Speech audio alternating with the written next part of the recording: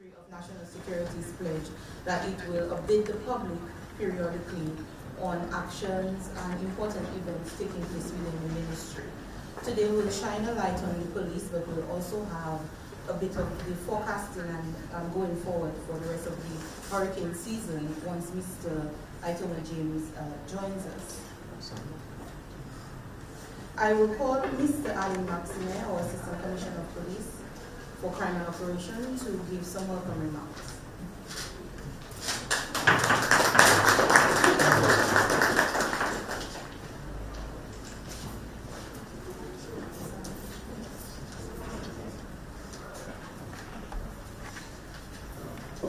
The Honorable Reverend Blackmore, Minister of National Security and Legal Affairs, the Permanent Secretary, Minister of the Ministry of National Security, Mr. Joan Commodore, Mr. Lincoln Collett, Chief of Police, Mr. Jeffrey James, Deputy Chief of Police, Ms. Antonia Moses, Assistant Commissioner of Police in charge of admin and training, Ms. Valda Powell, Head of Immigration, Sergeant David Andrew, Community Police Coordinator, Mr.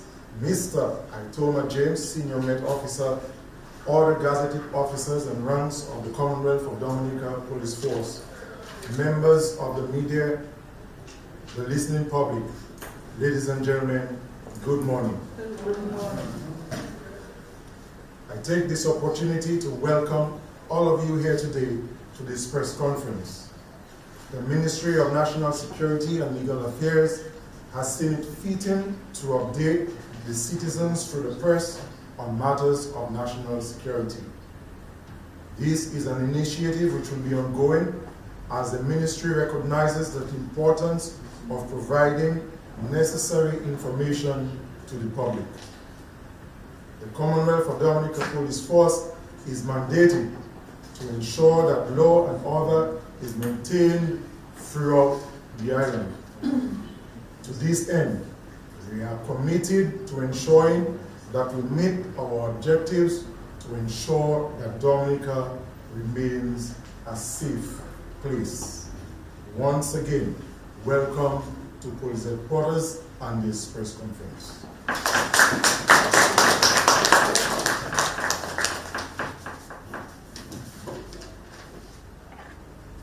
Thank you very much. Yes, ACP. Honorable Raymond Blackmore, I will now call on you to give us an opening address before we go into the substantive presentations.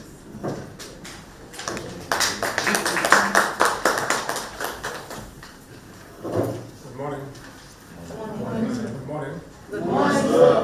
Let me recognize in our presence Permanent Secretary of the Ministry of National Security and Legal Affairs, the Commissioner of Police Acting, Deputy Commissioner of Police, Mr. James Acting, the Assistant Commissioner of Police, Mr. Maxton Allen Acting for Operational Crimes, Ms. Antonia Moses, the Acting Assistant Commissioner of Police for Administration and Training, other gazetted officers, ladies and gentlemen, members of the media fraternity, and those of you listening live and also viewing is very important, and we can take this morning.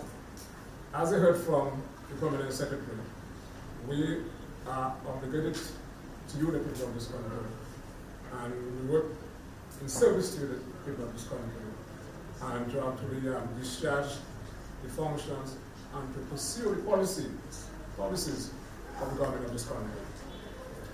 As you know, we have been actually putting systems in place from a holistic standpoint to deal with the issue of gun crimes. And last month, we actually announced the beginning of a gun amnesty program for a period of 1 month, which came to an end over the weekend. I want to take this opportunity, Mr. Commissioner of Police, and the men and women, to thank you for your effort thus far, and in particular, those who saw it fit and to have brought in the firearms, and from what I've been so advised to do, on 5 firearms who actually returned or surrendered to the police. Now, I'm not one who's going to use the number 5 as the sole barometer to actually measure the success of the program itself, except to say, of course, it demonstrates, as I've said from the initial point, the government the demonstration of good faith, and allowing the public, therefore, an opportunity to do the right thing and to surrender the firearms. The Commissioner of Police will go into detail as to the areas where the firearms came from and the caliber, and along with the number of ammunition that were actually surrendered. But I think it is worth mentioning that the people who actually participated in the process, and I want to place on the record my appreciation and that of the government for a man of the Lord, a real man of the Lord, pastor, who actually from day one used his good office and good self and to have brought in on behalf of individuals 2 firearms from the inception of the program. Now, having said that, the program is over. That you're given a chance to bring in your illegal firearms without fear of being prosecuted. And some of us have made the rational decision, therefore, to keep our illegal firearms. Now, the onus is on the police, from a law enforcement standpoint, to do everything necessary to go after those people who are actually involved in that trade. Now, a firearm is a lethal weapon, and it has been used for one purpose, and that is to cause harm or death, sadly, to a human being.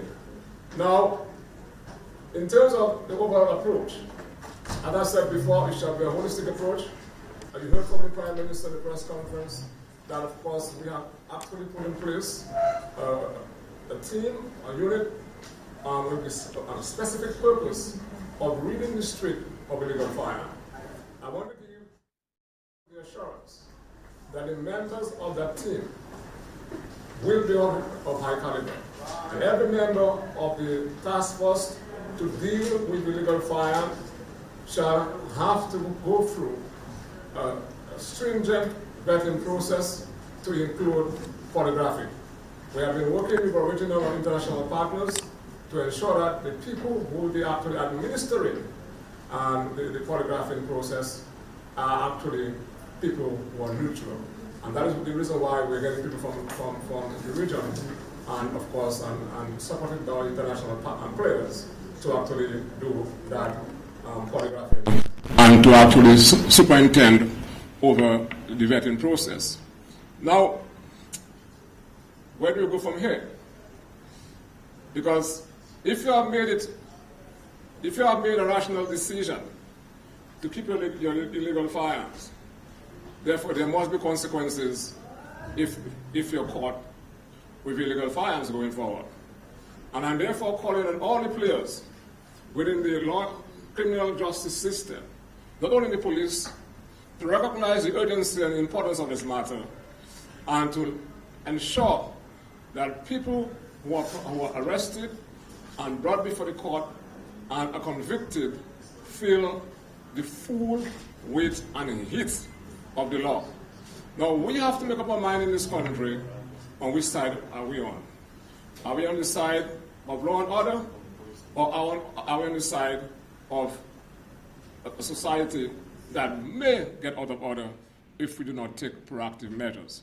I want to say further that, notwithstanding the emphasis that has been placed on the issue of gun crime, we must not feel comforted by the fact that Dominica is still the lowest insofar as gun crime is concerned in the sub-region, Dominica and Grenada.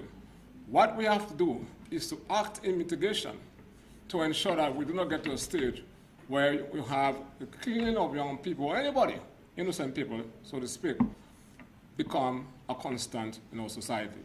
That is why we are acting in mitigation. And all those who made a hoopla over some of the events that took place and that actually occasioned the heightening of our effort to deal with the issue of gun violence were very loud. Throughout the period of the gun amnesty program, the silence was very loud. And those who spoke we're asking members of the public, do not bring in a firearm because $1,000 did not actually worth somebody's life. Now, we have to put aside the element of hypocrisy. And then what we're trying to do, therefore, is to embark on a mission to ensure that this country does not fall into the hands of criminal elements so that we can continue to embrace peace and prosperity that have been major hallmarks and part of our traditions as a peaceful nation. So therefore, it's going to require not only the police, but everybody within the social space. I want to say also, we have been placing emphasis, we have not been speaking about it for apparent reasons, on tremendous training of our police officers in the area of investigation of gun-related offenses, and which will allow the police officers to better investigate those matters, and to allow the police officers to be more efficient in the investigation process, and to ensure that there is prosecution that is timely and that convictions can be retained.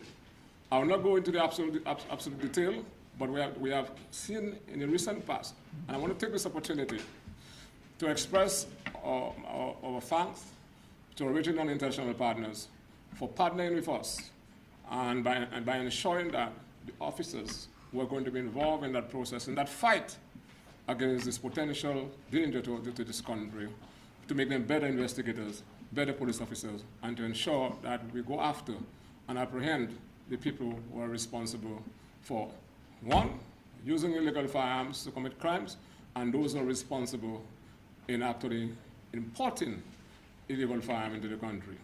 Now, that is going to require a certain degree of specialization among our police officers.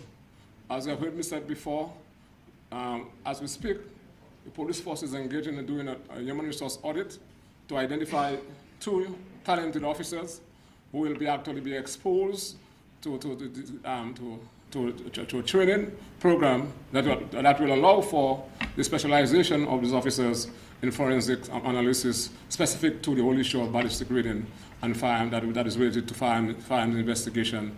And that is being done because if we are going to have a program and an approach, central to that approach has to be going after those who are responsible for the trade. Let me just say also, we have Mr. Anthony Laron, PS, who is actually now engaged with the ministry, and as we speak, is looking at the current firearms legislation. We also have model legislations from other member states, including Jamaica, and that is being looked at alongside what we have, because to strengthen the offenses and the penalties. For example, I can just make reference to some of the issues that may be considered. Of course, it will be a draft that has to be ultimately approved by Cabinet and the Chairman of the Cabinet. And for example, some of the legislation we're looking at speaks to if you are actually found in possession of an illegal firearm, there's a minimum of 10 years imprisonment. If you were to make the mistake to use a firearm to intimidate or to commit a felony, for example, if you were to use a firearm to commit what you call an aggravated burglary, which means to enter somebody's home, to commit a crime, but it's to steal, etc., and you have on your person an illegal firearm or a firearm, some of the laws that we're looking at speak to a minimum sentence of 20 years imprisonment. Do you understand what I'm talking about? And then, for example, if you were to be involved in the trafficking of illegal firearm, a minimum of 25 years. I'm not saying that's going to be the actual and the ultimate law, but we're looking at, of course, model legislation across the Caribbean so that we can actually harmonize what we have and to have a more stringent piece of legislation so people can feel the weight of the law, because you are the one who have made the choice to keep your illegal firearm. So I'm hoping, of course, that we can have this holistic approach in actually going forward and to actually ensure that we get serious, or more serious, so to speak, on insofar as responding to this phenomenon that can get out of hand. Having said that, I want to repeat for emphasis, because in the other areas that, insofar as crime is concerned, we have experienced historical lows. I'm not going to go into actually absolute detail this morning. I just want to have that reiterated. But of course, we have to monitor and work in mitigation to prevent this gun violence phenomenon from becoming to a pathological stage. I want to say also that there's also a need to look at the firearms legislation in a holistic manner. For example, the whole issue as to how firearm licenses are actually processed and issued. Whether there is a need to have a licensing authority, so to speak, as obtained in other countries, and of course staffed by former justices and people who do not belong to the public sector, and that authority gets a recommendation from the chief of police, and of course makes a recommendation to the minister. We have to start looking also at how the whole issue of the granting licenses to import firearms, all these things, granting licenses to dealers, etc. And all these issues have to be done in a more transparent manner, and therefore there can be, some kind of transparency. For example, in some of the legislation I've been looking at, and Mr. Lawan is looking at, you have a situation whereby the law in itself should demarcate some of the areas somebody who have applied for a firearm, that person absolutely should not be considered. Absolutely. If someone is of what you call intemperate mind, you're not of sound mind, therefore, you sadly have mental issues, very sadly. You abuse substance, including alcohol. Utuzusu. Utuzusu sa kafe konfisi. Now, if you always involved in domestic violence, if you're beating your partner, if you're beating your wife, if you're beating your husband, most time, is the women are the victim, but you have instances where women are involved in domestic violence. Those issues there in some of the laws I've looked at, and Mr. Lawan will be looking at, are actually stipulated, so for greater transparency. And so it's going to be a holistic approach of, and if you're involved in the removal of serial numbers on a firearm, if you're involved in converting a firearm in some of the things that, for the Jamaica model, you go to jail for 20 years. And I believe that we have to get to a stage where everyone within the criminal justice system plays his or her part, not only the police. So we're going to strengthen the law. Mr. Lawan has a month to actually give the first draft, and of course there will be actually consultation, and ultimately the decision will be made by the competent authority, and with the recommendation coming from the ministry. So that's where we are now. So I believe that it is time for everybody to tie the waist. And I believe now the entire police force should be involved in that process of trying to rid the street of illegal firearms. The entire society should be involved, and let me just say, as we'll be looking at also the whole issue of obstructing the police, insulting the police while they're doing the work. A sister country just recently, I think the Barbados, just increased the penalty if you're to obstruct the police. And there's an obligation on members of the society to assist the police. It's not a moral obligation, If the police calls on you to assist him or her in trying to effect an arrest, the law obligates you so to do. But it's not been enforced in Dominica. So we need to therefore, like other countries, to properly qualify those offenses in our statute And because if we're going to get serious in dealing with crime in this country, we have to look at all angles. But I'm speaking from a policy standpoint, from the operational level. That is left to the police chief, and to ensure that they do what they have to do to rid the street of illegal firearms. Because we have had, in 2007, a similar program. We had one in 2001, so that's the third one that we are having, or the fourth one. So now is the time to jam the brakes on those folks who have decided to keep the firearm. Now, there also is, and we have to work hard to actually diffuse this apparent gun culture that's emerging in the Caribbean. In a small country like Dominica, what is everybody doing with a firearm? If you're not a police, you're not in the army, you have to have good reasons to have a firearm. It's not so. And our Constitution does not allow or provide any right. You have no protected right to own a firearm. And it's very concerning to me that everybody think that he or she has to have a firearm. So that is why I'm making reference to the need to look at, a licensing authority as obtained in other countries with people who are value-free in analyzing the applications. Of course, they must get a recommendation from the chief and to make a recommendation for the issuing of license going forward. So it's going to be a global effort. When I say global, holistic effort, and looking at all angles, therefore.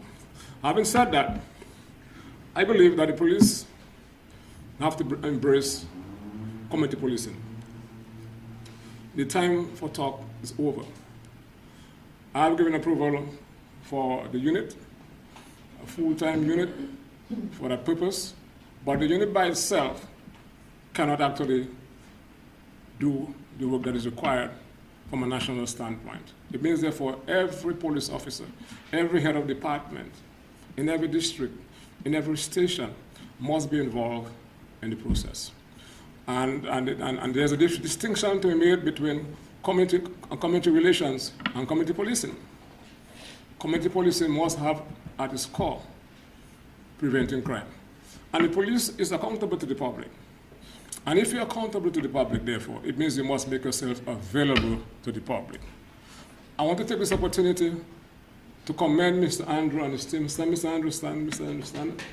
Just that. I got a call yesterday from somebody who was speaking for a while, and the person does not reside in Dominica, but the person holds a high office. And they were elated by, that person was elated by the fact what they're seeing happening. But it must not, like, sometimes you find a stone after a mango, a ripe mango, and you say next one, you start finding a stone after it. You're going to end up picking none. So you cannot be just fire a stone and rest. There's a plan and there are strategies. The government has provided the support. Let us go with it. And I'm happy that I heard that you were in MZOR. I heard that you were in Silver Lake. I heard that you were all about. That has to be maintained, and we have to come up with well-tailored programs that are specific to the needs of the respective communities. And what I do not want as a minister, look at it from a policy standpoint, I don't think we should pick out communities. It has to be a national approach. I want to take this opportunity also to thank the people of Granby who have been doing a tremendous job. The action plan group that's there, the teachers involved, and everybody's involved. Their follow-up has been done. I saw the police back on the street in uniform in Granby, and that is what I want to see, including the inspector, speaking to the people. And what is the reason for you being in a police station and the people only see you when you come to buy bread or to get your cylinder of gas? We have to go back to the days of going to the shopkeepers, speaking to the guys on the block, and ensuring and cultivating that relationship. And you'll be surprised the amount of information you can gather while you're doing that. Because people like to tell police secret, you understand, when they trust you. And it seems to me you have to cultivate that trust. And that trust can only be cultivated if you're making yourself available to the people. So I want to applaud you, Mr. Andrew, and your team, and Chief, And you also have a broader committee within the police force driving that. And I know we have some scheduled meetings for the public approach, which I have been part of to speak. I'll be happy to turn out, and we'll let us go back, continue to do what we're doing. If you're doing some good work with the community in Baffin State, I want you to continue doing that with all the other committees. At the end of the day, people must not see the police when the police come to serve a warrant or to arrest you. It has to be, because you also have to be there in assistance to the community. So we'll do what we have to do from a policy standpoint. The other issue I want to make reference to, from a policy standpoint, we have to continue to look at how do we do some redistricting, police redistricting, and that falls within the level of competence of whoever the minister is. And I think the time has come for us to rationalize our approach, and not rationalizing the service, but the approach to allow for better deployment and better efficiency. I can go back to the days of the Somerville report, where recommendations were made to maybe collapse some police stations, some districts, into other police districts.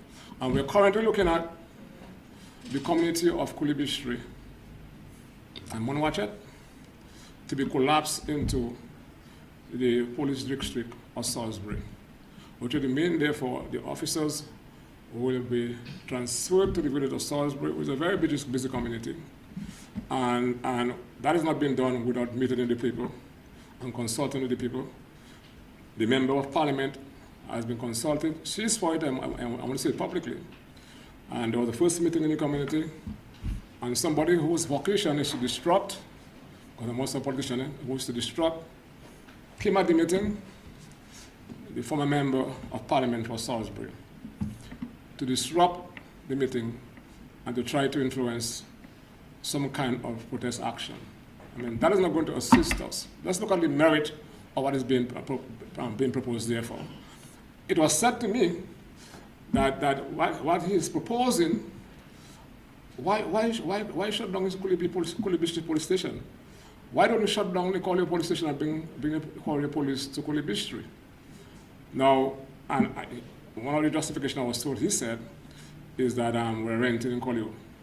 But bro, Collier, Jubla, Bios,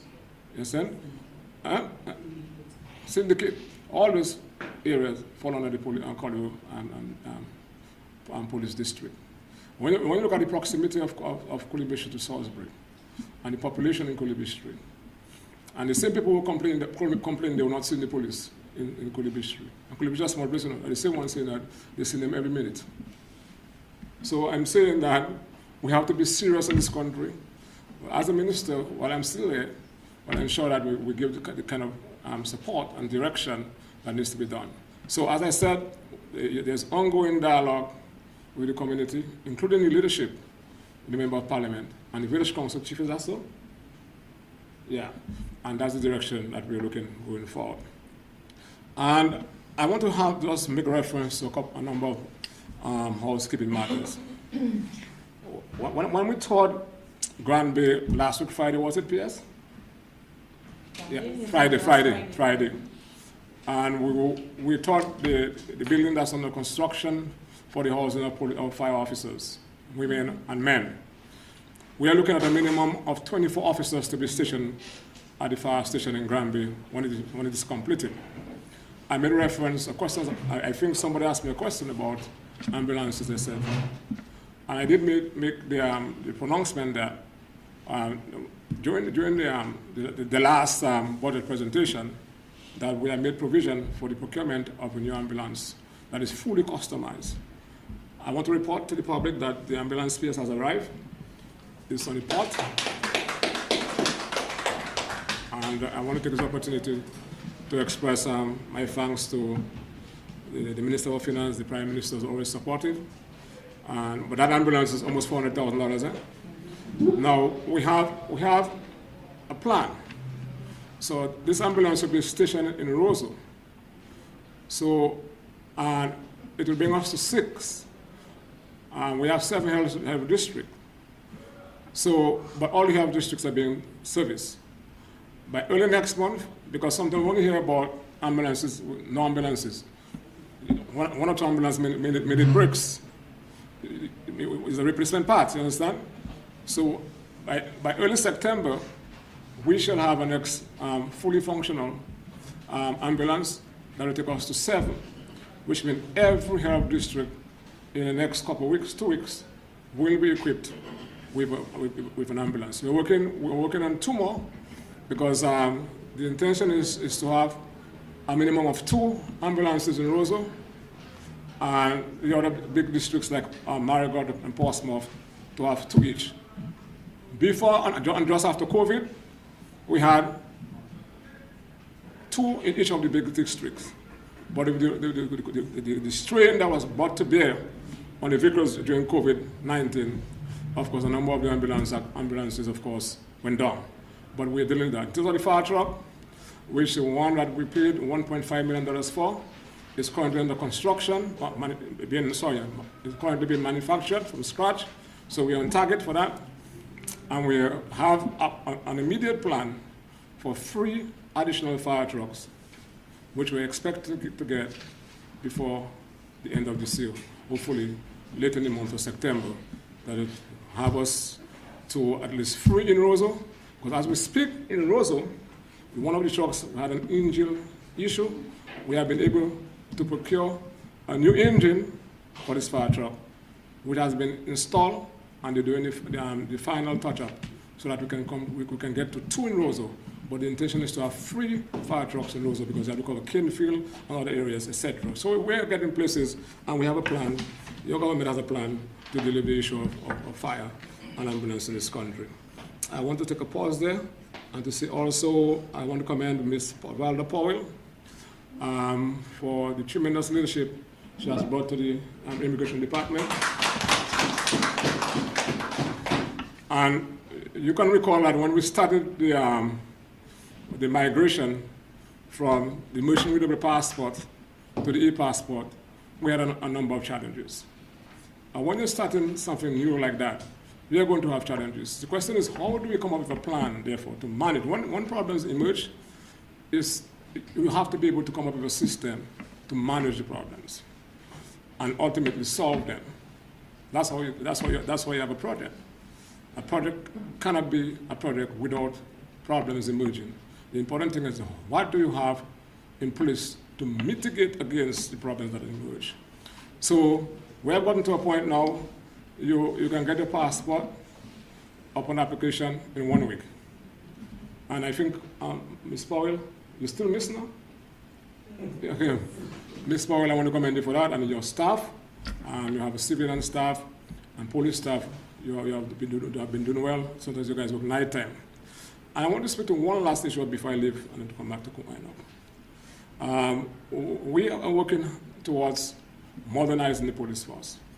That's why we created the position recently of Assistant Commissioner of Police for Administration and Crime, and to place and training, and to place emphasis specifically on training, and to come up with a menu of training programs that will make better police officers, better investigators, and to look at the issue of discipline, and to ensure that tribunals are held and heard in a timely fashion, because the major hallmark of any paralegal organization, the police force, is discipline.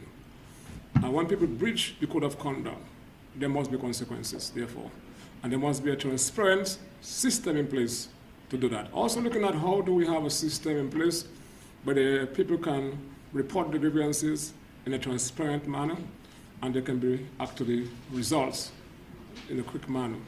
How quickly does it take a police officer to respond to a report that is made to the police? I know the fire, within 5 minutes, it is established that they have to leave and respond to a report. And those things are what actually define the efficiency of a police force. And the whole issue of ensuring that the refresher courses, the whole issue was the number of police officers, because of the strain brought on them by law enforcement, may have mental issues, may have financial issues. How do we come up with a system and have a system that places emphasis on our personnel and development, etc. And so there are a number of things that we are looking at to make better police officers and a more professional police force. For example, you have the police force, people retire. I know in Canada, 1 year before retirement, they start giving you counseling. A number of people are not ready to retire, especially police officers. And fellas like being in the police force, because so we have to have a system in place to prepare those people. Somebody has resigned. Do you have exit interviews? Does that person have any outstanding cases that have been investigated? So it has to be almost by precision dealing with those matters as we try to build from a policy standpoint, put systems in place to allow for the betterment of the police force. And that can only lead to the benefit of the public.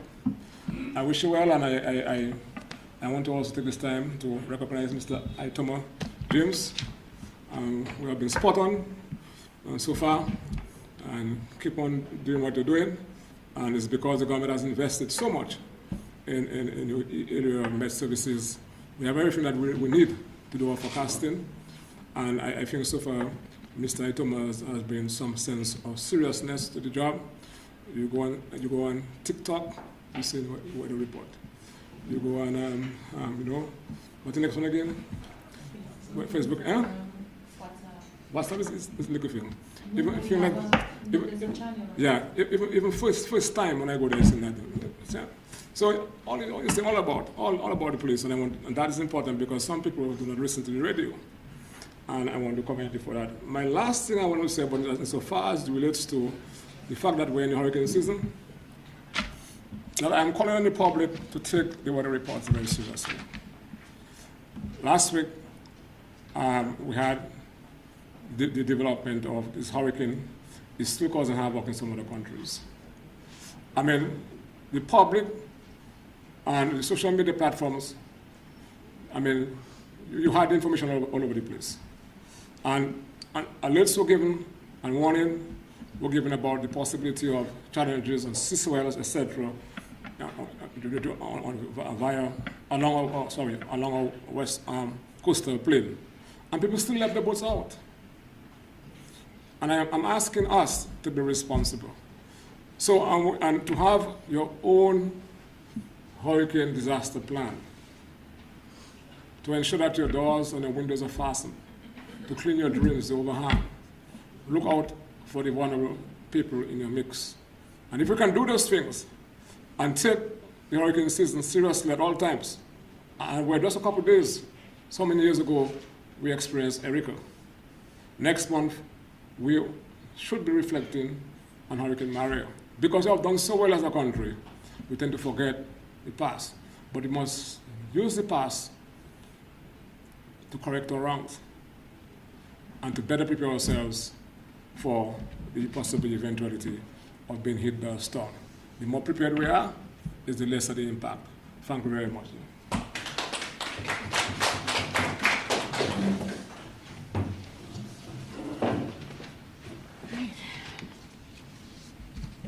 I will now call on Sergeant David Andrew to give us a little brief about the community policing program.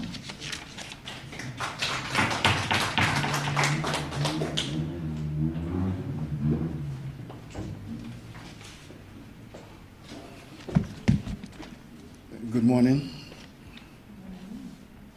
Honorable Minister of National Security, Mr. Rayburn Blackmore, Permanent Secretary in the Ministry of National Security and Legal Affairs, Ms. Joanne Commodore, Acting Chief of Police, Mr. Lincoln Cobbett, Deputy Chief of Police, Mr. Jeffrey James, Assistant Chiefs of Police, other gazetting officers, Senior Met Officer, Mr. Itoma James, members of the media, and the public. A blessed good morning. Many have asked, what is community policing? Community policing is a proactive, collaborative approach to help prevent crime. It focuses on increasing community involvement, forming bonds between a community and law enforcement, and establishing the effective law enforcement presence in the community. The aim of community policing is to reduce crime and the fear of crime.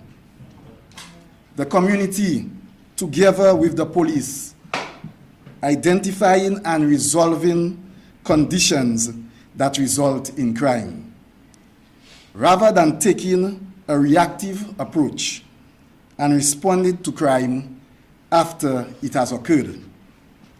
Strengthening trust between law enforcement and community members by increased interactions by community engagement. The Commonwealth of Dominica Police Force have successfully executed a series of community policing initiatives throughout the island. Critical to the advancement of community policing is the formation of committees comprising a wide cross-section of members of the community, to include village council members, principals, teachers, community leaders, farmers, and the youth. These committees have been formed in the areas of Grand Bay, Point Michel, Tarish Pit, Wesley, and Bath Estate. The aim is to meet and discuss issues which impact the safety and security of the specific communities and come up with workable solutions. For example, in Wesley, the offense of theft of agricultural produce has caused substantial losses to farmers. The police have met with the farmers, heard their concerns, and we have collectively developed strategies to combat this particular crime. Additionally, we have met and engaged the youth in Wesley, listening to them, understanding their concerns. We have also involved the Youth Development Officer to be part of the Community Policing Committee, thus being able to provide the necessary needs of the youth in terms of skill training and to ensure our youth are productive, positively engaged, and ultimately gainfully employed. Community walkthroughs and meet and greet initiatives. Several community walkthroughs have been conducted across the island. Communities visited include Grand Bay, Silver Lake, Bath Estate, Tarish Pit, Wesley, and Newton. These engagements focus on dialogue and interaction with members of the public and addressing community safety concerns. The community walkthroughs will continue and more areas will be visited in the coming weeks. Thus far, the response of the public has been very positive.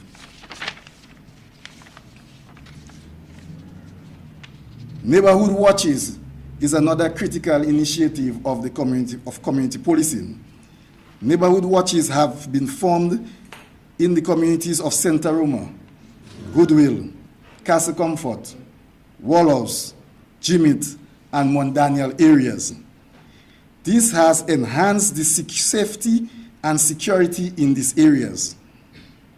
Community members actively participate in collaboration with the police to identify suspicious persons and criminal activities such as theft and burglary, which has led to the arrest and also successful prosecution of criminals operating in these areas. The community policing unit has also engaged the youth. During the last school year, the majority of schools across the islands have been visited by the police. Several lectures and student interventions were conducted. The intention is to further improve safety at our schools by enhancing our presence at each school by assigning a school resource officer to every primary and secondary school. The role of the school resource officer is to visit their respective schools on a regular basis, engage with the principals, parents, teachers, counselors, and provide support and give advice and deal with any security concerns at the schools. Additionally, a youth mentorship program will commence shortly, targeting youths in various communities who are in need of guidance and support. The mentors will comprise a wide range of professionals, including doctors, lawyers, police officers, firemen, prison officers, and other fields of discipline, as we seek to empower our youth in the right direction of becoming outstanding, law-abiding individuals in our society, hence reducing juvenile delinquency. One of the other initiatives by the community policing team is one of derelict vehicle removal. One of the major concerns impacting various communities across the island is one of derelict vehicles. The obstruction of the free flow of traffic, congestion it creates, and the environmental and health challenges these vehicles pose to our communities. The Commonwealth of Dominica Police Force has teamed up with the Solid Waste Management Corporation to rid the streets of these vehicles. To date, over 150 of these vehicles have been removed from various locations across the island and disposed of at the Fonkole landfill. Approximately over 300 derelict vehicles have been tagged for removal across Dominica. Consequently, this has significantly reduced congestion, eliminate traffic hazards, and improve the cleanliness and safety of our communities, much to the delight of the public. Consequently, the Commonwealth of Dominica Police Force is encouraging every member of the public to partner with us in our community policing and initiatives to ensure that we maintain a safe and more secure communities. Thank you.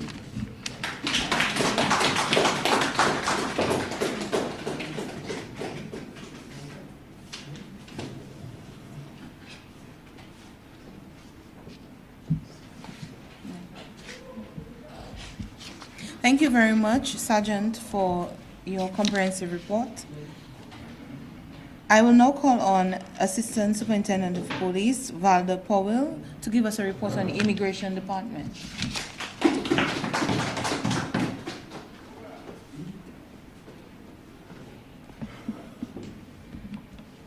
Let me recognize the Honorable Rayburn Blackmore, Minister of National Security and Legal Affairs, Ms. Joanne Commodore, Permanent Secretary in the Ministry of National Security and Legal Affairs, Mr. Lincoln Corbett, Chief of Police Acting, Mr. Geoffrey James, Deputy Commissioner of Police Acting, Mr. Alain Maxime, Assistant Commissioner of Police Acting, Sergeant David Andrew, Community Policing Coordinator, Mr. Itoma James, Senior Met Officer, gazetted officers, and other ranks of the Commonwealth of Dominica Police Force, members of the media, listening public, good morning. Afternoon. Thank you, Mr. John Baptist. My role here this morning is to give you some insight as to the operation within the Immigration Department. The Immigration and Passport Department is responsible for regulating the movement of passengers across the borders. We also deal with the processing of application for issuance of passports, other services to include approving from visitors for extension of stay and issuance of emergency travel documents. On the 26th of July 2021, a ceremony was held to launch the electronic passport. This was done as a replacement for the machine readable passport.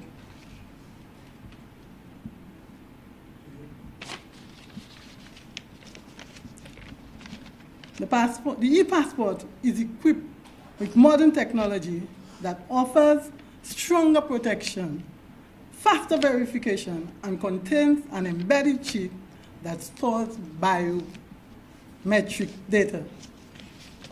The e-passport has enhanced the convenience and security for travelers and hastened the immigration clearances by reducing the waiting time for passengers during our peak travel time, like Carnival, the recently held Breakfast Fair, and the Independence Celebration.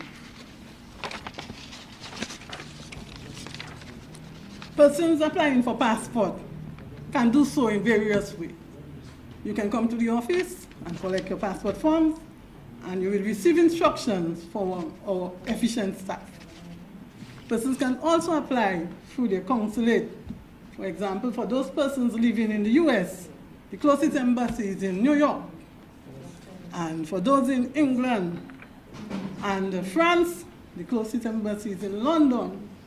We have our representative servicing Guadeloupe and St. Martin. He's based in Guadeloupe, but he makes trips across to St. Martin. There's also the representative in Martinique, facilitating our citizens in those countries. And further information as to how to reach them can be obtained by calling our office. We would like to urge our citizens to apply for their passport within a timely manner. Do not wait when you're ready to travel to apply for your passport. This puts a strain on the department. And it also causes those who are already waiting in line to be kept behind. So we want to encourage you, come in and have a chat with us, call the office, and apply for your passport. Do not wait when you're ready to travel. I would also like to highlight our upgraded border management system, which began its operation on the 1st of December 2024. This system has enhanced features and now has the capability to capture fingerprints of travelers. I say hats off to the Minister of National Security and the PS, who always ensure that we are provided with what we need. In recent time, the department has seen an increase in the number. The department has increased the number of workstations at Douglas Charles and the Roseau Ferry Terminal. In fact, we have as many as 7 stations operating sometimes. So during the peak season, at the recently Breakfast Fair Festival, we saw the quick processing of passengers, efficient and quick processing of passengers. I was present and I can attest to that. Hats off to our efficient staff. As we aspire to maintain current and accurate records of passports, passengers, visitors, permits, and documents, and all other relevant information, we will continue to train staff to help to overcome challenges, build confidence, improve performance, thereby enhancing productivity. Through the Ministry of National Security and Legal Affairs, and under the command of the Chief of Police, the Passport and Immigration Department will carry out its directive. Thank you.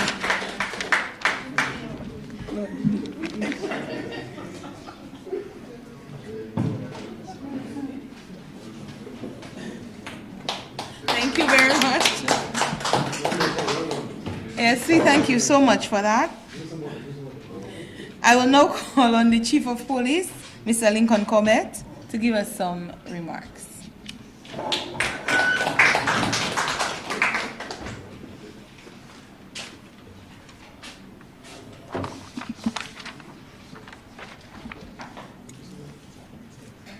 The Honorable Reuben Blackmore, Minister for Legal Affairs and National Security, Ms. Joanne Commodore, PS, in the Ministry of National Security and Legal Affairs, Mr. Geoffrey James, Deputy Chief of Police Acting, Mr. Alain Maxime, ACP, Crime and Operation, Mr. Antonio Moses, ACP, Admin and Training,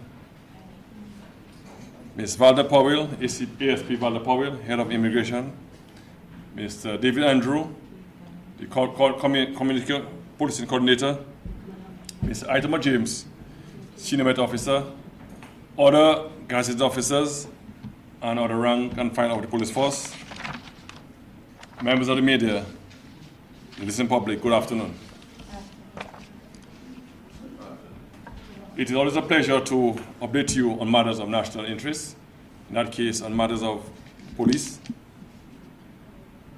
I must thank Sergeant Andrew and ASP Powell for the presentation this morning. Sergeant Andrew, the coordinator, the community policing coordinator, has been doing a tremendous job. And he went in depth to explain to you what the police have been doing in that regard. I just want to reiterate that we have established community policing committees in the Baffin State area, Yampis, Granby, Wesley, and incidentally Wesley, we should have, in keeping with the plan, a big meeting with the members of the community coming up very soon. That is a bigger meeting. We've had meetings with the committee, but the intention is to have a meeting with all the villagers so we can hear from them what the concerns are. The neighborhood watch continues in the Central Roma, Mount Daniel, Goodwill areas, and Jimit. And again, the idea, as Mr. Andrew mentioned, is to establish a closer bond between the public and the community to address the concerns that they have. Primarily, as it relates to crime and other maintenance issues. On the issue of the Immigration Department, Mr. Powell would have again went in depth as to what we do at the Immigration Department. And just to add that we're always ready to assist and to ensure that visitors, passengers to Dominica are processed very quickly. So you would have seen, as she mentioned, during the breakfast fete and other activities, that we increase our stations, that is among our officers, dealing with members of the public, to ensure that within a short time, half an hour, 45 minutes, you're in and you're out, and about your business in Dominica, spending and ensuring that people make some money. So I must express thanks to ASP Powell and her staff, and for the task force that we have. So what we have is a task force when we have those major events. Hence, we're able to do this very quickly. The minister would have mentioned on the question of the closure of the Kulibishi police station. We know it's a sentimental thing for people, and it's not really an easy task, an easy one to not sell, but for them to understand. But however, we have the opinion that the pooling of the resources between the Kulibishi police station, which in effect has one man, and that of the Solid police station, will be able to, by so doing, we'll be able to better provide service to the members of the public. I say one man because there are two men stationed at the station, two men. However, because of the need for men to go off and a break, in effect, most of the time you have only one man at the station. But with the collaboration, or the collapsing of the two divisions, two areas, we'll have in effect 6 officers available to serve members of the public. So between Salisbury and Kulibistri, 6 officers. And the intention, therefore, is to increase the staff complement and to upgrade it to 6, as I said. That 1 sergeant, 2 corporals, and 3 constables. And although the minister did not mention it, the intention, and we've been promised, a significant upgrade in the amount of vehicles to the police. I suspect he may want to mention on his end. But Salisbury will have a dedicated vehicle to service the area of Salisbury, Kulibistri, Monrachet. Dedicated vehicle. So you will see, going forward, the presence of the officers more in those communities. Again, Salisbury, Kulibistri, is a very quiet community. As I told them when we met them on the 19th of August, the station diary reflects a lot of times just a change of date and reporting of the station to the headquarters. Almost zero reports. And that's a very good thing. That's a very good thing.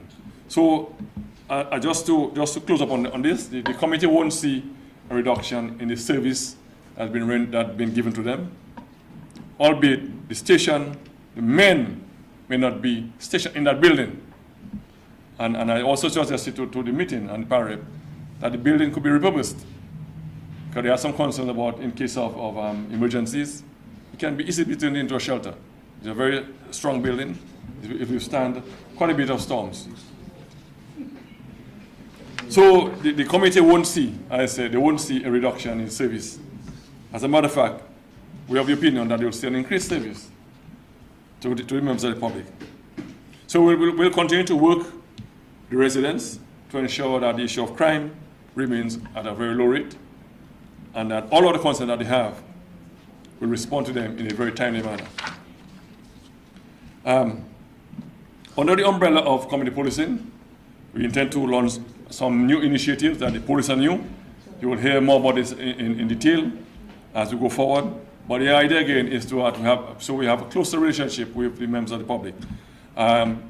Years ago, we had this program on DBS, on the beat. We may want to change the name to Police and New, and have a relaunch, as it were. Again, is to ensure that we keep members of the public always aware, informed, as to what the police is doing. But again, we'll give more details very, very, very soon on that. But the idea is to keep the police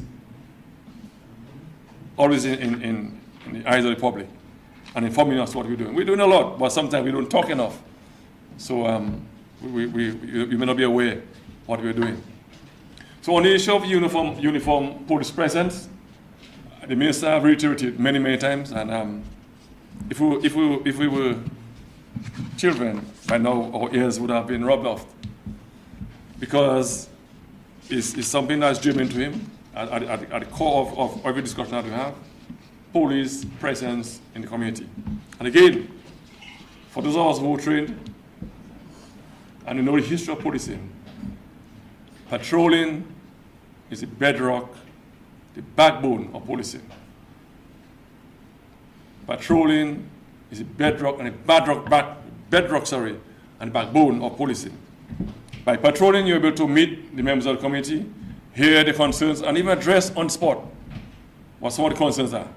So you will see the relaunch, as it were, of the presence of the police throughout the communities all over the island. And you've seen a little of that. You've seen a bit touching base. But the idea is that each police station will be sending out officers on a daily basis to patrol in uniform. Not just drive around and say we patrol. Hit the ground running, walk the ground, meet the shopkeepers, go to the schools, meet the youth on the block, find out what the concerns are, meet the farmers, and address, as I said, the concerns that they have. Again, that will help to reduce the issue of crime, and importantly, the fear of crime. The fear of crime. So the issue of uniform, again, to this end, on the 24th of May, we would have established the beat unit in Roseau, and we've been getting a lot of good reviews out of this dedicated unit to patrol the city. Again, your city cannot run a police. So the officers have been deployed 24/7, that is 24 hours a day, and they're out there patrolling. And it's not about just giving tickets, but ensuring that the officers are there, again, in the case the public needs concerns to be addressed, that they'll be there on the spot. And we've seen, as I said, results. And we've also seen significantly a reduction of crime in the city. Burglaries in the city of Roseau, they say knock on wood, is almost non-existent. One, maybe every 2 weeks, we see a report of burglary. Again, I strongly believe it's because of the presence of the police in the city and the work of the police on the ground. Because they're out there, albeit they are young officers, call them recruits, but they have been very effective, and we're seeing the statistics trending in a very positive direction. In addition to the beat unit, you would have also seen an increased presence of police in the city. The traffic department have been mandated to go out there and ensure that they implement and enforce the traffic laws. And without saying anything much, there's much more to be done. The issue of these additional lights on those motor vehicles at night is a hazard. So I'm warning those who have them to take them off, because we'll be doing what we have to do in terms of patrols, VCP, vehicle checkpoint, to ensure that this nonsense will stop. You're not going in the jungles. What are you doing with that amount of lights? So again, you'll see the traffic out there. You'll also see additional units from the SSU, the Task Force Drug Squad, again, all in an effort to reduce crime. So you'll see them go out there and doing what they have to do. What we ask is that you cooperate with the police and support them as they go about the place, doing their work. It's not about being, we're not targeting anybody, but at the end of the day, the police has the work to do.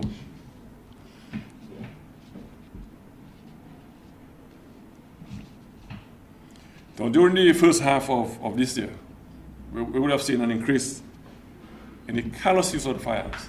Not an increase in crime, but the way in which criminals use the firearm to commit crimes in Dominica.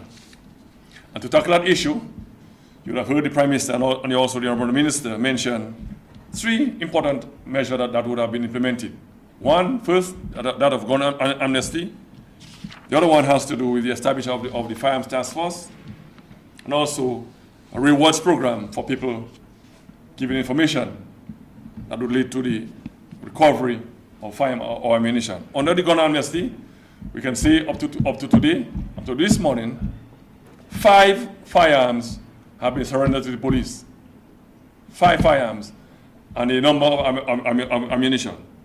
Those firearms came from the Roseau catchment area, the Bears, and the Pottsville area. Again, we must commend the citizens who took it upon their own to surrender those firearms. You might say 5 is small, but 5 firearms that won't find themselves back on the streets or be out there to harm our citizens. So we thank those who have surrendered, and although the amnesty is over, we're still urging members of the public and those who have firearms to surrender them to the police. Surrender them to the police. Or, if you have information where a firearm could be, call the police or the hotline.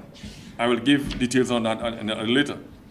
Reference to the Firearms Task Force, again in keeping with Section 6 of the Police Regulations, under Chapter 1401, the Honourable Minister of National Security, power vested in him, have approved the establishment of the Firearms Task Force. The aim of that task force is to identify, apprehend, and prosecute individuals involved in the possession, trafficking, or the use of illegal firearms. They'll be dedicated, as I said, to going after illegal firearms. The officers have been trained in that regard to analyze and to investigate all firearms and ammunition-related matters. And the Minister again mentioned, not long, we have some training from some of our partners. I won't go into details, but we are now equipped with the ability to investigate firearm matters in depth. So I'll leave it at that. We can do further, much more. much more. And what I will say, you will see in the coming days, weeks, the result of this training. In terms of the rewards program, and that was announced, that is $1,000 for anyone with information that would lead to the seizure or retrieval of any illegal firearm. That is in place, and to date, one person have given information on where a firearm could be found, and that matter was dealt with before the court. I don't have the exact fine that was imposed. I can say so far, one person have assisted in that regard, and the person was dealt with at the court. Again, we encourage members of the public to call the police or call 1-800-TIPS if you have any information regarding the use or where firearms could be. That is 1-800-8477 Crime Stoppers Hotline. Please call that number and give the information. Just to wrap up, but before I go, this year again, we will be celebrating Police Week.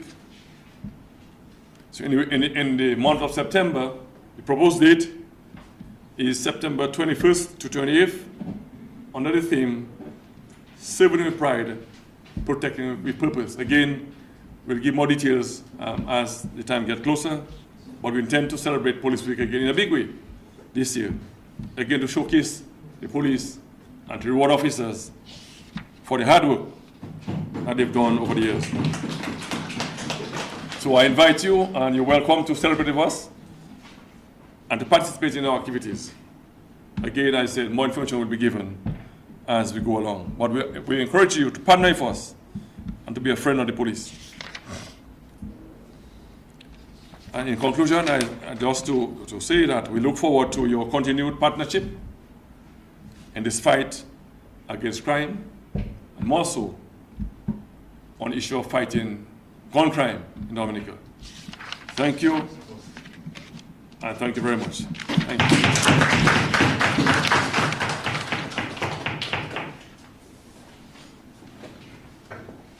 Thank you very much for that, Chief. I will now call on Mr. Thomas James, the Senior Med Officer, to give us a little bit of an update as to what has been happening so far for the hurricane season.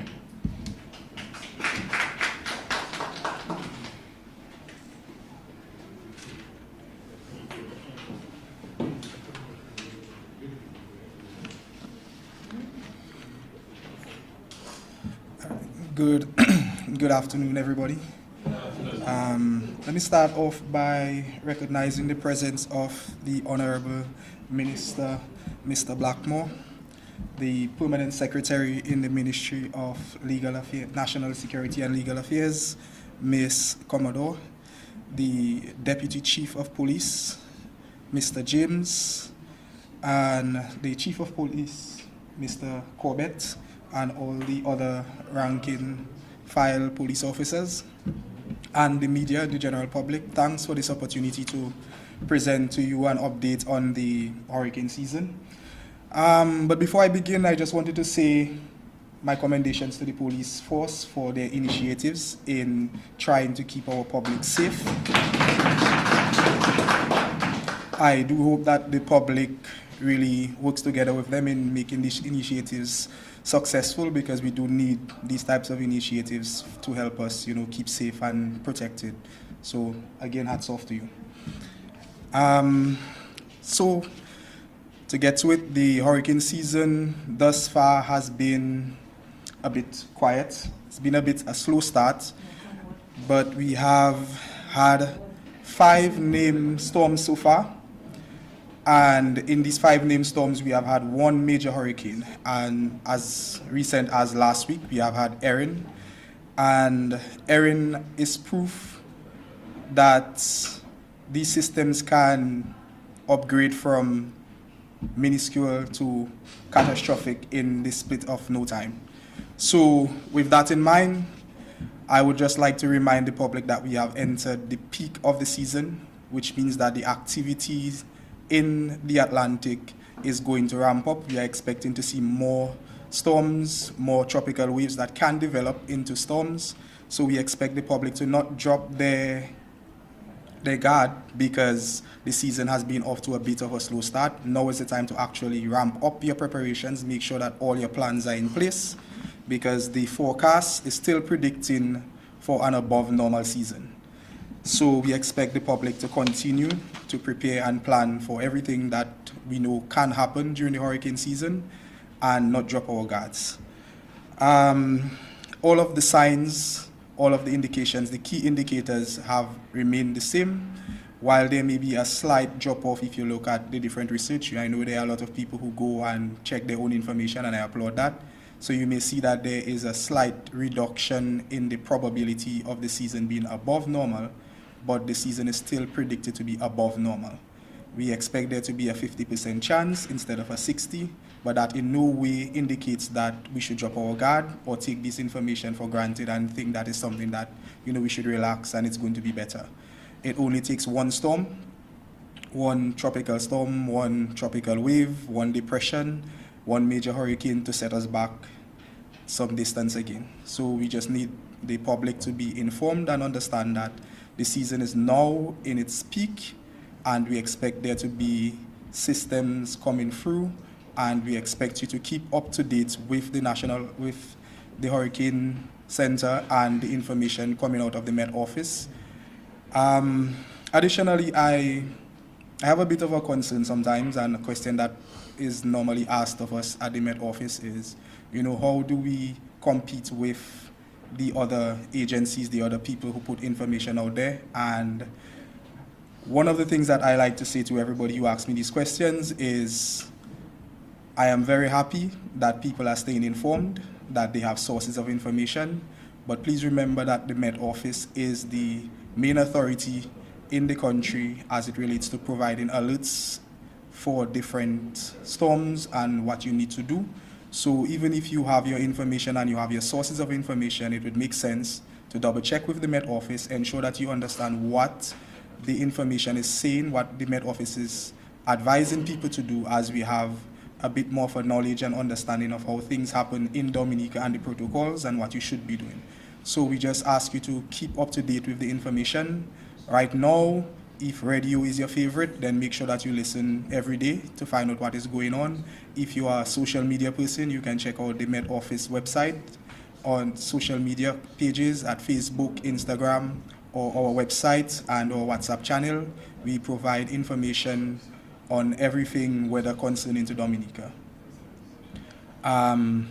Again, just keep up to date with the information. Currently, we are not facing any major threats. Our weekend should be okay. Going into next week, there is a tropical wave that is coming through that could bring a bit of rain. Again, we just have to keep monitoring. These systems can change for the best very rapidly and also for the worst. So just keep up to date as to what happens, what is going on. And if you have any questions, call the Met Office. We are always free to answer, provide information to you if you need any updated information.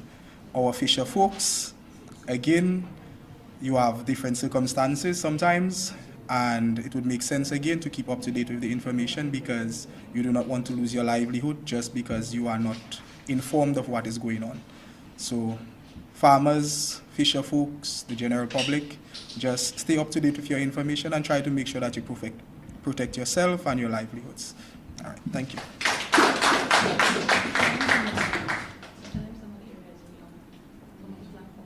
Oh. Again, so we are on WhatsApp. We have a WhatsApp channel that is Dominica Meteorological Service on WhatsApp.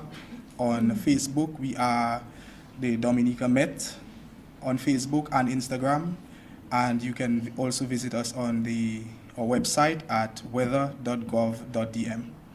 And again, you can call the Met Office also at, forget the number, but no, it's 44, the government thing again.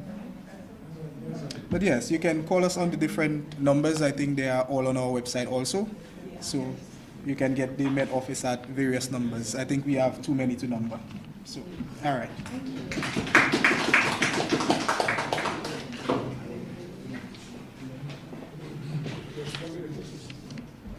So before I call on the Honorable Minister again to give us some closing remarks, I want to piggyback on some of what Mr. James said in terms of keeping the public informed.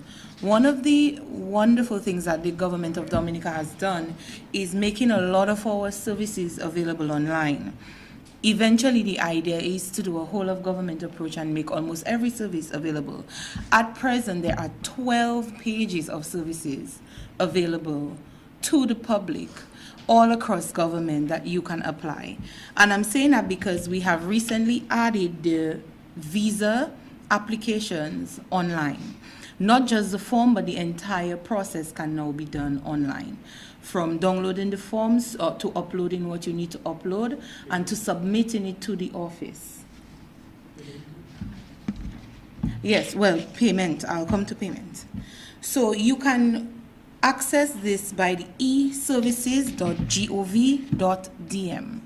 And as I indicated, there are 12 pages of services from the entry visas to first-time student visa renewals, and all of those services. But there's also birth certificates, which is also within the Ministry of National Security, marriage certificates, death certificates. And there are other services that you can find, like the passport application forms, are also on the e-services domain right now. And it is also on the government's main website, which is dominica.gov.dm. So for the e-services, to access any e-service, you simply go to eservices.gov.dm, and when it's time to make payment, it's going to link you to the epayment.dominica.gov.dm webpage. So take a time when you get a chance, go on there. There are 12 pages of services available to the Dominican public. This is the exciting direction in which the government of Dominica is moving, and I really want the public to know that so that they can take advantage of it, especially if you want to assist your overseas friends in making their entry visa applications. I will now call on the Honorable Raymond Blackmore to give us some closing remarks.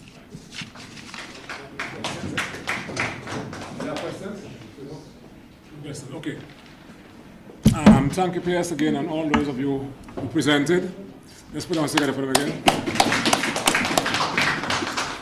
I believe the police force is going in the right direction. We have so much talent within the police force. You heard from Sergeant Andrew Jr.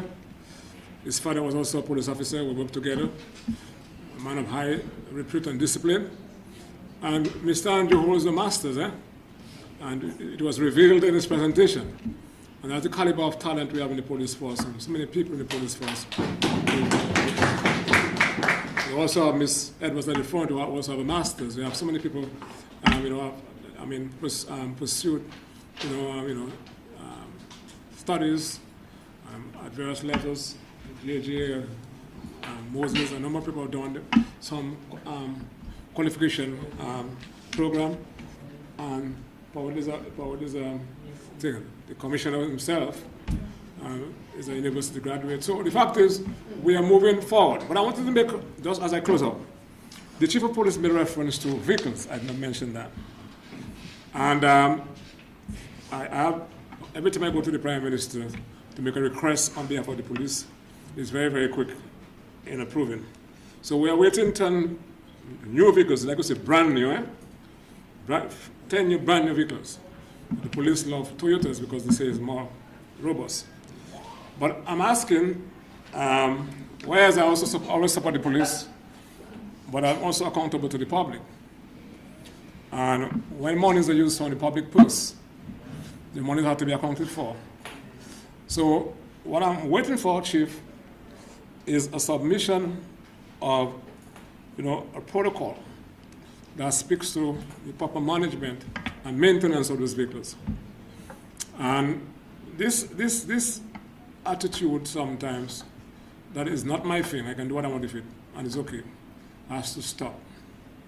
So it's not only providing the police with new vehicles, but we have to have a manual as to how to maintain those vehicles and to hold people accountable. You have assigned drivers.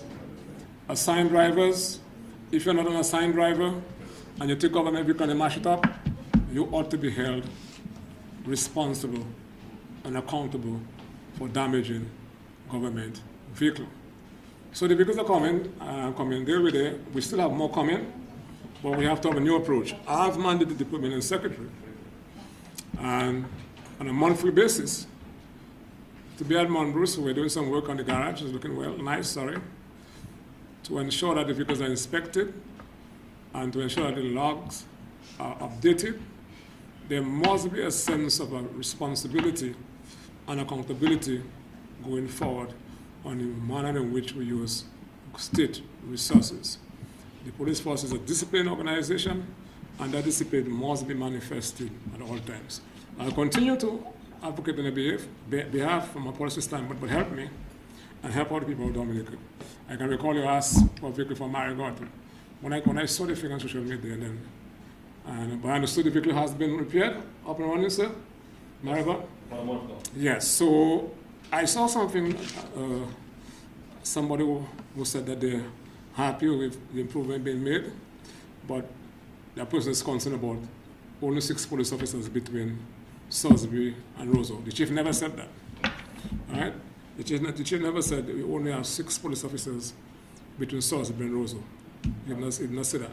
And also to okay, so you can go back to what he has said, and he did not say that. They have a police station in St. Joseph, they have one in Maho, etc. And I want to give the public the assurance you also, even if we don't have a different force, but we have a special service unit in the police force. And, and to deal with issues of national security. And we're working towards augmenting that number as we move into a new training phase. As we speak, we're preparing, the police force is preparing for selecting additional candidates to begin initial training. And so it's going to be an ongoing exercise to ensure that we have the manpower. I also heard Ms. Powell made reference to the improvement to our border security management system. And that cost the state $16 million. $16 million was invested and to improve our border security management system. And so you see now, and I want to again really commend Powell and the staff, that during Korea Festival, I spoke to a number of people from St. Lucia, our friends, and they said they were very much impressed the quick time in which they were able to have been processed in that small place at the ferry terminal. And I want to commend you for that.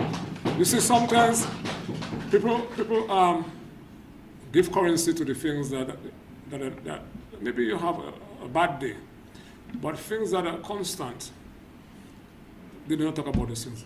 Things happen well in a constant fashion, they don't talk about it. So I wanted to commend you, Powell, for that. And so the system is working. And the 7 bases that we have, we also have mobile. We have mobile border security systems that we can use. And if you have any hiccups at the bayfront, we can move it. If you have any hiccups at Melvinol, we can move the additional mobile. So all these things that we have put together because we are futuristic in our planning as a government to ensure we provide the kind of coverage and services that the people of Dominica need. I want to make one other point as I made reference to the visa application or other applications, because the ministry leads the way.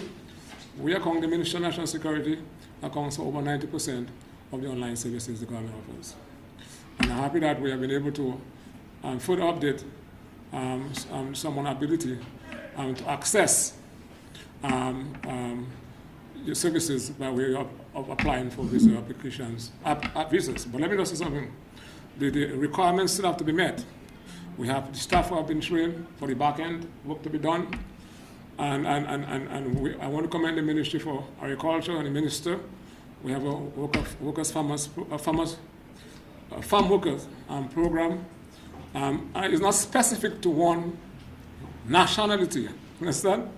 Because you can if you are bona fide farmer, you can bring in farm labor from any other country. And I want to commend the ministry and the minister for being steadfast, because there are already people who are trying to take advantage of the system. There will be no tolerance, so let's make it fundamentally clear. No tolerance for people who are trying to beat the system and to get involved in any fraudulent practices. If you say you're a farmer, and thus far, I think that the Minister of Agriculture has been doing a tremendous work, and the system is working in that regard. So thank you very much, PS, and I'm looking forward to having the next similar press conference to talk about other issues that the ministry is involved in, and to ensure that we continue to represent the interests of the people of this country, and to execute the policies that we're responsible for from a Ministry of National Security and Legal Affairs standpoint. In terms of the community policing program, I want to see, I'm happy that we have done some work. I'm happy about the burglary, because last year we only had 141 burglaries, moving from 1,005 in the 90s to 147. Let us be serious in this country. But you do not hear the so-called social scientists talking about those things, because it's not to their benefit. It's not political expedience to do. And the historical laws we have in rape, you understand? The molestation of young people. And one case is too many. All right? And the list goes on, taking convenience. Last year we had only about 2 robberies for concerning tourists. Now we want to get it down to 0. And then so we speak loudly about things out of ignorance. And those of us, some of us have PhDs, but we are less informed than the ordinary minds. And when those things happen, we are in deep trouble in the society. When the so-called people who are supposed to know better than educated people, and they speak from an unwise perspective, it is very troubling, Curtis Matthew. And I'm calling on all of us to actually get the data, get the information, and to so inform and educate the public on matters that are fundamentally important for our survival and prosperity. I want to commend and congratulate Mr. Carlyle, John Baptist. I see him have his new shirt on him, ODM. And he's, don't laugh now, that's my partner. He's now the communication officer for the Office of Disaster Management. And so far he's done a tremendous job. And I know Matt got the message, Matt Penalty. Listening. Have a nice day. Thank you very much. Oh, one last thing. One last thing. I heard acting Commissioner of Police, acting Deputy Commissioner of Police, acting ACPs, and then I heard somebody put out a social media post, and they like to call my name, but who jobless? No man curse. I can hold my own. Don't feel scared for me. So, so they say, Mr. Blackmore has so many people acting in the police force. I wasn't aware that I had any police people acting. Let's put it into perspective. The last set of appointments that I saw, because I got the first orders, I got other stuff from the chief. And you had 25, I think, Chief? 25, yeah. I'm getting old, but I get older, getting plenty sharper. And so you had only 3 officers who were appointed to act for the very first time in the position. For the very first time. Only 3. They had 2 appointed, permanently appointed, a sergeant and an inspector, I think, according to my recollection. Is that so, Chief? I did not hear you. Yes, sir. Thank you very much. All right. Or like you said, to acting, or like you said. Let us qualify that. Let us qualify that. So Mr. Valerie is on pre-retirement leave. His pre-retirement comes to an end sometime next year. So it means that you cannot appoint the Assistant Commissioner of Police for Operation and Crimes. You know what I'm saying? And you can't appoint those who are down the line. You can only act. A number of people are on vacation. Right? Some people are seconded. So you cannot appoint people permanently in those positions. All right? So let us put that into proper perspective. And I believe going forward, there's a way to mitigate against that. In the Public Service Management proposed bill, or act, sorry, bill, there's a recommendation that no one should act for a period exceeding 2 years. by 2 years, you should have an appreciation whether somebody can do the job or not. I know if you can do the job within 1 week. Understand? I mean. Right? So, and then, likewise, a number of people who are actually on secondment for a long period of time. The person who's on secondment is the only person enjoying that secondment. And therefore, it has to be brought to an end at one stage. Because it's not fair for somebody to be acting for you for 2 years while you're seconded. And your substantial post is still at our police officer. You have to make up your mind by 2 years whether you remain in force or resign. So that's why it has been contemplated. It has been contemplated in that proposed bill that within a 2-year period of time, nobody should really be seconded unless it's absolutely important for national security purpose. Like the folks in FIU, this kind of thing, that's different. To be seconded for 2 years, 3 years, and somebody man have bed going along, if they're still police, but they're still police and custom officers. So those are some of the things they have to look at as we emerge as a society. And so those just say acting. Insofar as the chief and the deputy is concerned, they're only acting for how many months now? So, okay. Most is just a couple of days now. Right? And so it is what it is. So I hope I've cleared the end that, Curtis. You fully understand that? Oh, no, but yeah, thank you. Any questions? No, just a short intervention. What questions for again now? Not before the police. Yeah. And it has to do with, over the last day or two, we saw the police dismantling some infrastructure in Roseau, benches and things like that. I just wanted to find out whether it's going to be an island-wide initiative or just something that's been done around Roseau. So a few questions have been asked on it.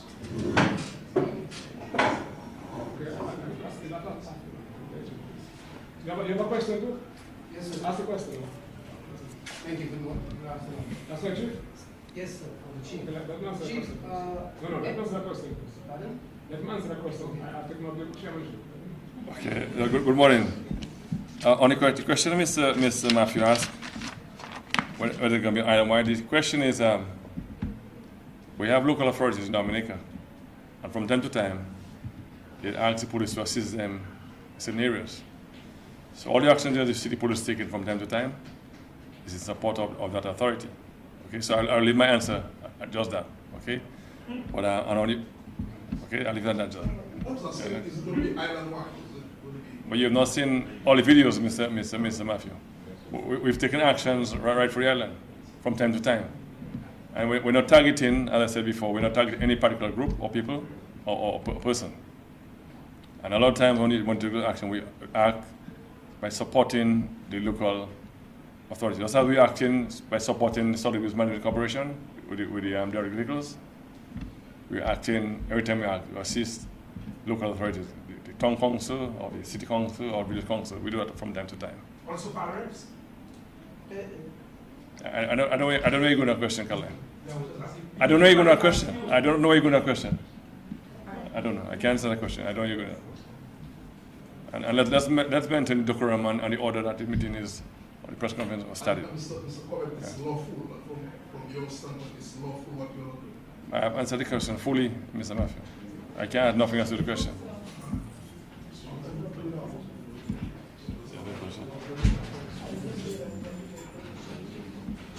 Can you update us on the sea patrol or marine patrol? On the one? Can you update us on your sea patrol, your marine patrol, and any challenges? Okay, we're not telling you too much about our operations, and for obvious reasons. But we have vessels that are equipped to patrol, and we patrol regularly. And apart from the patrols, we do what we call a SAM, search and rescue operation. And if you follow regularly on social media, otherwise, we from time to time go out to assist fishers who would have encountered some difficulty at sea. So we have vessels, enough vessels to patrol, and those that are done are quickly repaired, and they have been repaired in-house, if I may add. Our own mechanics, our own engineers. And our downtime therefore is very short, sometimes half a day a day. But yes, we have vessels capable of patrolling all our waters. I hope I answered the question that you have. Let me just ask a final question. That's road fatalities. Police Chief, can you tell us how many we've had in terms of road fatalities for the year compared to last year? And what would be your overall message to motorists? Thank you. Well, the first question, I cannot really give you all the data. I mean, how many? We have 5 for the year, but it's as compared to other years. So I compared to last year. How many had last year? I don't know. I'm not sure. That's a question we can always give you an answer for later on. But so far, we've had, I've been told, 5 road fatalities, and mark it, not accidents, road fatalities. Road fatalities. So we no longer say accident, we say collision fatalities. Now, in terms of the message to motorists, we've been admonishing them over the years to drive safely, drive cautiously, wear your seatbelts.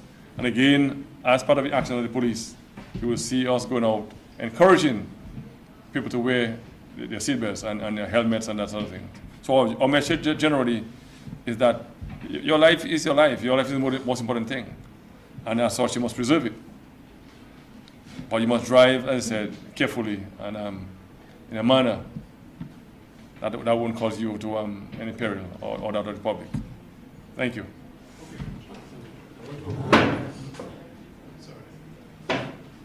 Sorry, I want to support the chief in that because I got a long message on the whole issue of speed bumps.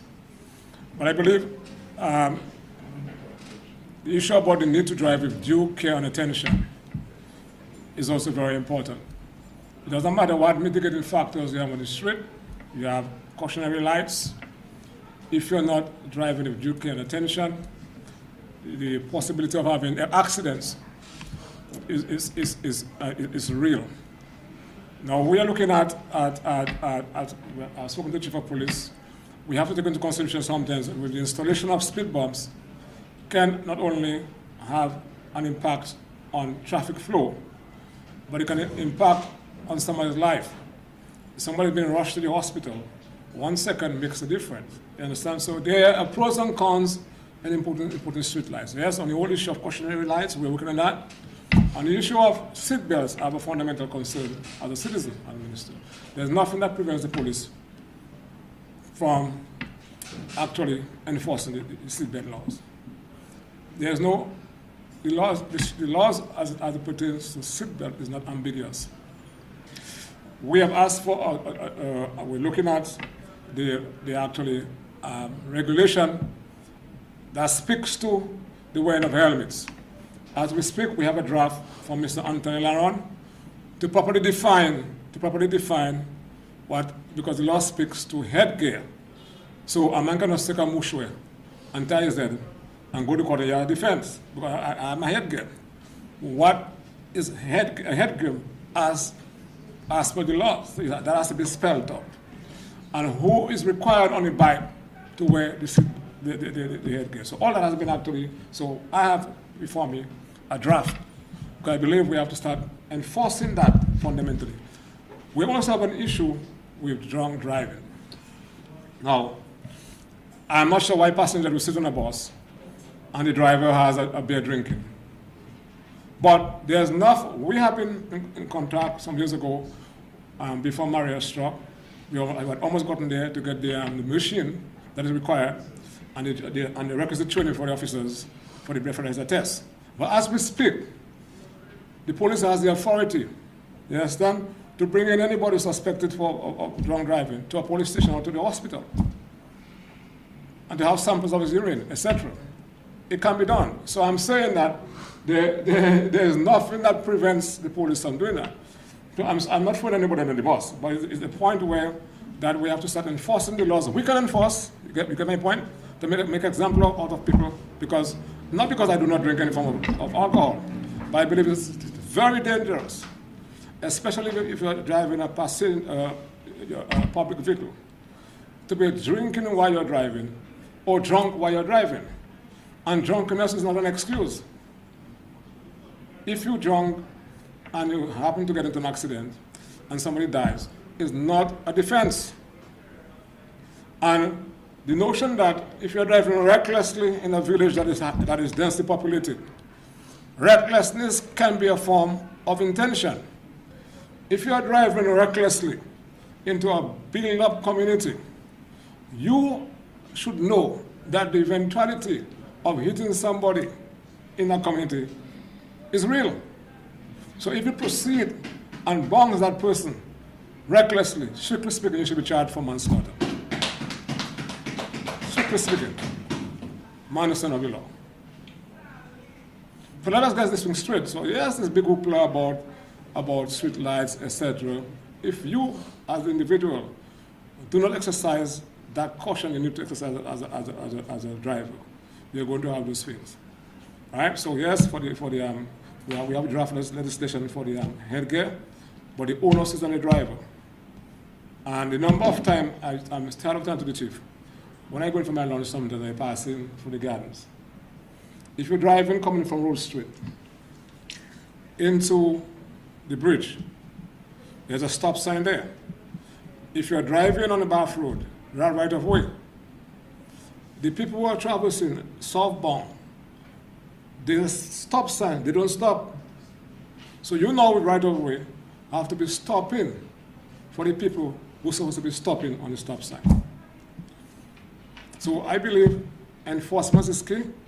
If a number of people get tickets, you understand, while you're doing that, I'm almost certain that you're going to see, a reduction in the number of vehicles not stopping. One more last thing, the ticket system has to change. It's a waste of police time. You have gotten a ticket, having to go and sit down in court, etc. You have to change that. You get a ticket, you have to pay for it. It can be sent to you in the mail, and we have done all the assessment, Chief, as to where the cameras should be installed. We had the funding for that. We procured some cameras, Moses, but the cameras were supposed to be for houses. Listen, we cannot, not us, we get a job as that. Listen, so I have written and asked for the chief. The person has to be held accountable. The person is a storyteller, accountable, you understand, for government money.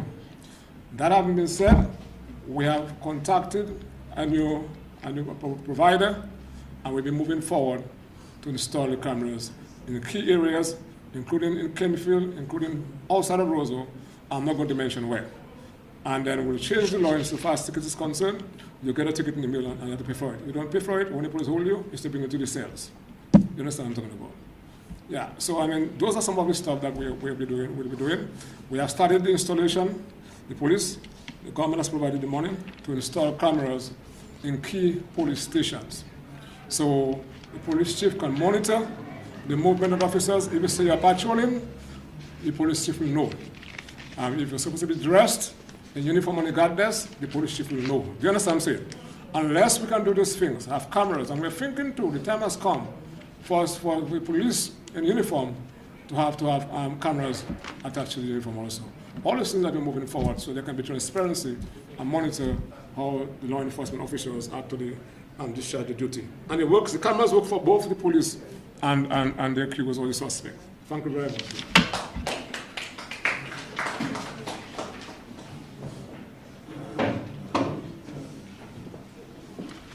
I will call on the Deputy Chief of Police to just...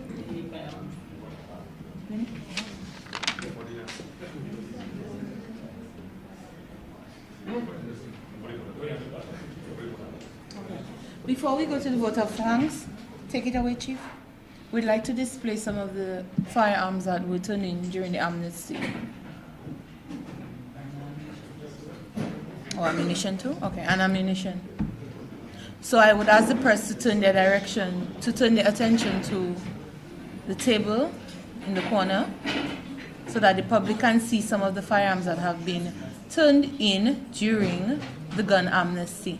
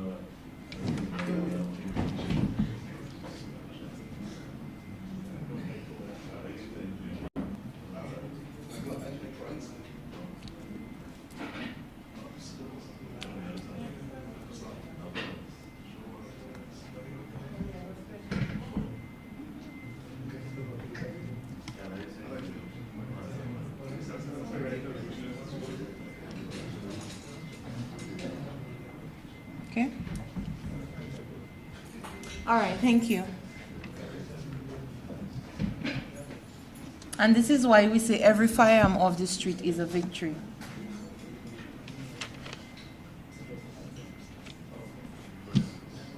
Anyone? Okay, I will now call on the Deputy Chief of Police to give the vote of thanks and to close us off.